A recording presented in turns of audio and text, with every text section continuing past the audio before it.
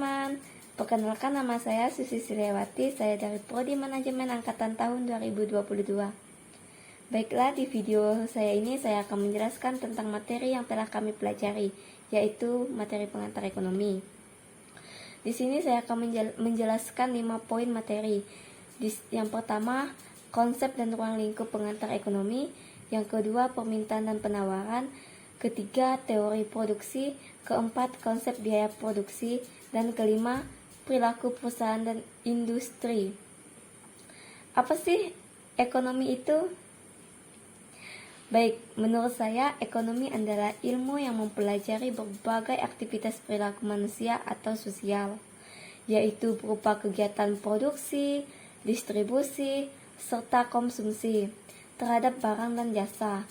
Istilah ekonomi berasal dari kata oikos yang berarti rumah tangga dan keluarga. Ilmu ekonomi juga memiliki tujuan. Yang pertama, dengan ilmu ekonomi kita dapat memahami kegiatan-kegiatan ekonomi.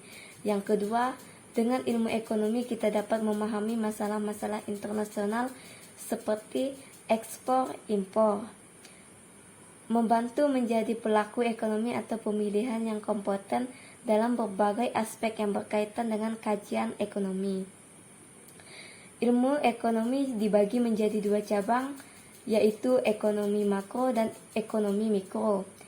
Kedua jenis cabang ilmu ekonomi ini memiliki perbedaan yang cukup mendasar, di mana ekonomi makro lebih fokus terhadap ekonomi secara menyeluruh, sedangkan untuk ekonomi mikro lebih ke arah unit ekonomi secara perorangan.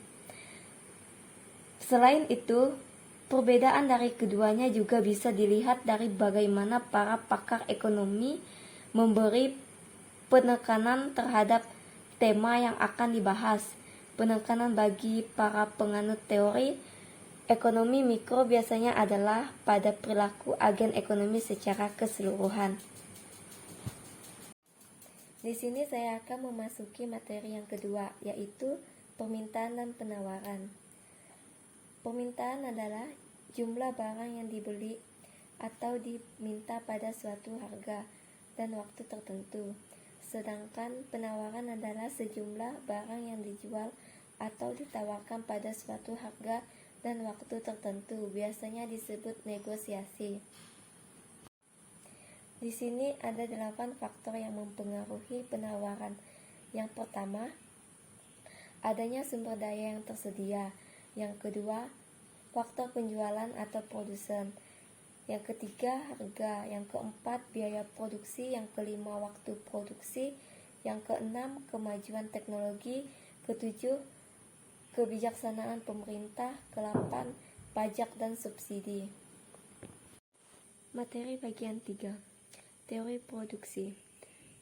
Produksi merupakan sebuah rangkaian proses yang meliputi sebuah aktivitas dalam rangka menciptakan atau menambahkan nilai dari barang atau jasa, baik menjadi produk setengah jadi atau produk jadi. Teori produksi mengenai tahap produksi. 1. Tahap primer. Pembagian terhadap produksi primer ini berlaku untuk kegiatan produksi di bidang ekstraksi dan integrasi. Tahap primer ini menghasilkan barang yang sifat masih sangat besar, sehingga ada yang bisa dikonsumsi oleh konsumen, namun ada juga yang memerlukan pengolahan lebih lanjut agar bisa dikonsumsi oleh konsumen. Tahap sekunder. Tahap produk sekunder merupakan lanjutan dari produksi primer bahan mentah. Materi yang kelima, perilaku ekonomi perusahaan dan industri. Biaya dalam pengertian produksi ialah semua beban yang harus ditanggung oleh produsen untuk menghasilkan suatu produksi. Biaya produksi adalah semua pengeluaran yang dilakukan oleh perusahaan yang memperoleh faktor-faktor produksi dan bahan mentah yang akan digunakan untuk menciptakan barang-barang yang diproduksikan perusahaan tersebut. Untuk menghasilkan barang atau jasa diperlukan faktor-faktor produksi seperti bahan baku, tenaga kerja, modal, dan keahlian pengusaha. Produksi juga memiliki fungsi, yaitu hubungan antara input yang digunakan untuk membuat suatu barang dan jumlah output barang tersebut. Produk marginal adalah kenaikan dalam output produk yang muncul dari unit tambahan unit.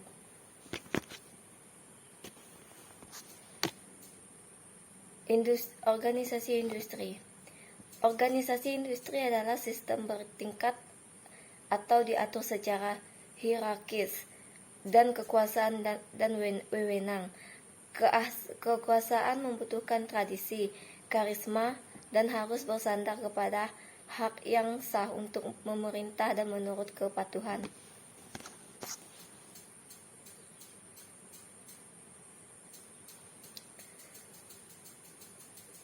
Organisasi industri ditandai oleh A. Sistem wewenang yang berdasarkan kekuasaan dan tata pada jalur-jalur hierarki. B. Departementalisasi fungsi-fungsi. Bagian paling penting adalah departemen yang berurusan dengan produksi dan departemen yang berorientasi menyediakan pengetahuan dan keterampilan khusus. Pentingnya ekonomi dan organisasi industri adalah A. Struktur pasar makin terkonsentrasi, prakteknya merugikan konsumen. B. Konsentrasi makin tinggi mengurangi persaingan antara perusahaan dan inefisiensi pelaku perusahaan. C. Konsentrasi makin tinggi menyebabkan konsentrasi kekayaan dan kemapanan usaha memperalatkan seperti pendapatan, kesempatan kerja, dan perusahaan. Kesimpulan organisasi adalah suatu kelompok orang dalam suatu wadah untuk tujuan bersama. Dalam ilmu-ilmu sosial, organisasi dipelajari oleh periset dari berbagai bidang ilmu, terutama sosiologis, ekonomi, ilmu politik, psikologis, dan manajemen. Sekian penjelasan dari materi saya ucapkan terima kasih.